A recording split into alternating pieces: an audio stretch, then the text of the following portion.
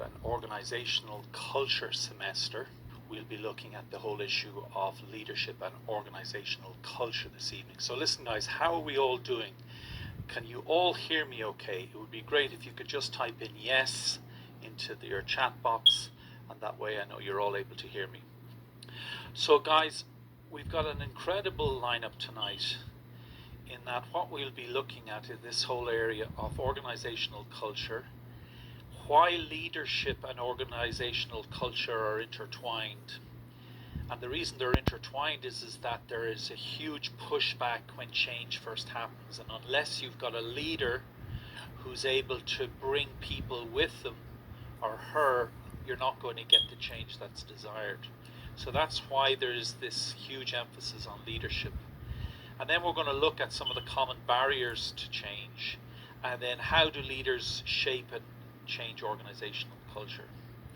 And what's interesting from tonight's lesson is that what helps leaders get through change is that they've got alignment between what the desired state is, where the current organization needs to be, and a definite picture of where the organization is now. So you've got to get a truthful picture of the as-is statement. Unless you can convince other people around you that you have to change, that there's a reason for change, and this is why you're changing, change will never happen.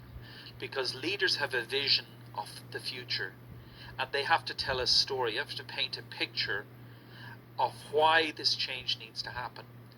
So leadership in times of change, it's often challenged by the prevailing culture. And that prevailing culture resists change. So what do leaders do? What do you as aspiring leaders and managers do to help bring about change in your small projects, within your teams, within your businesses, or within the corporation? Leaders find ways to exercise their influence in building a vision and then having others willing to work towards that vision. So that's why we talk about leadership is building a shared vision so that all of you together can work towards those goals. And where's the common goal or purpose? It should be towards your customers. And as Brian says, everybody has to buy into change. Absolutely. So guys, this is what we're going to cover off. Let's start with, I look to Maxwell from the point of view of he's written so many good inspirational quotes that I use him again and again. But when he talks here is, while it's true that culture is very powerful, it works best in relationship with vision. And another way to say it is that while culture is what gets you to your destination, vision determines the destination. So I want to keep front and center the notion that leaders have purpose, vision, and values. And now once that's clear, we're going to talk about organizational change and the difficulties that incites. So are we all clear on that? Is everybody good? Is everybody clear as to what we're going to cover off? So guys, what do we mean by organizational culture? And the picture I've put up here, just to throw it out there, what does that picture tell you? What's this picture trying to elucidate for you think? What I think it says is that you have a leader at the top, and he's got the hand out and he's trying to convince the audience of something. And too often we let our leaders lead.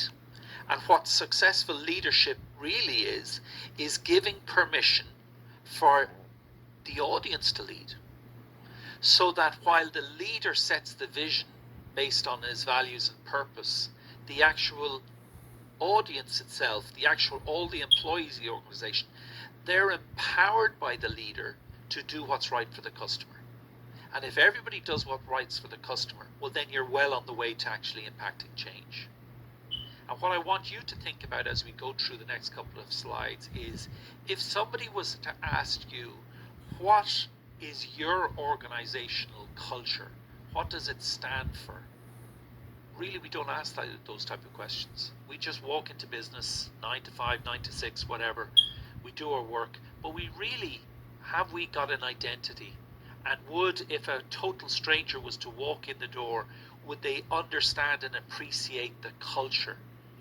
Maxwell quotes somebody as saying, when you walk into the office, the culture should smack you in the face. You should see it because it's from the collective behaviors, beliefs, and values of the organization.